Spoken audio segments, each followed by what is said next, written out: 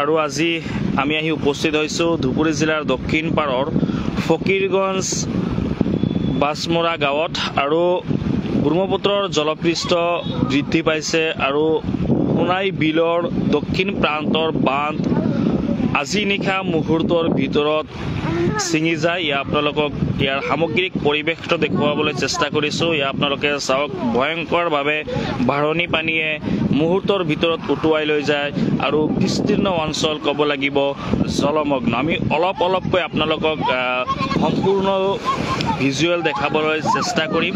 আৰু আপোনালোকে চাব পাৰিছে যে মুহূৰ্তৰ ভিতৰত ফকীৰগঞ্জ সোণাই বিলৰ দক্ষিণ প্ৰান্ত মুহূৰ্তৰ ভিতৰত ছিঙি যায় আৰু বিস্তীৰ্ণ অঞ্চল ক'ব লাগিব জলমগ্ন অঞ্চলৰ নাম যদি আপোনালোকক জনাবলৈ চেষ্টা কৰোঁ তেনেহ'লে শান্তিপুৰ, বাছমৰা, বৰৈবাৰী, নস্কৰা আদি অঞ্চল বৰ্তমান বানৰ কবলত। আপোনালোকে চাব পাৰিছে বিস্তীৰ্ণ অঞ্চল জলমগ্ন। আজি নিশা 11:30 বজাত ভয়ংকৰ ব্ৰহ্মপুত্ৰ নদীৰ সোঁতে কিন্তু আজি উটুৱাই লৈ যায়। আপোনালোকে এয়া চাওক, ব্ৰহ্মপুত্ৰৰ পৰা একেবাৰে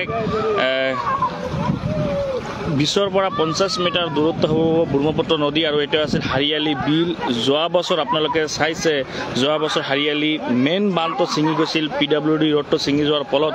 এইবাৰ কিন্তু লাষ্ট এইটো দক্ষিণ প্ৰান্তত বান্ধটো আছিল আৰু এই বান্ধটো আজি মুহূৰ্তৰ ভিতৰত ছিঙি যায়। আৰু ইয়াতো আপোনালোকক দেখুৱাইছোঁ ইয়াৰ পৰিৱেশটো। আপোনালোকে চাওক, বিস্তীৰ্ণ অঞ্চল জলমগ্ন।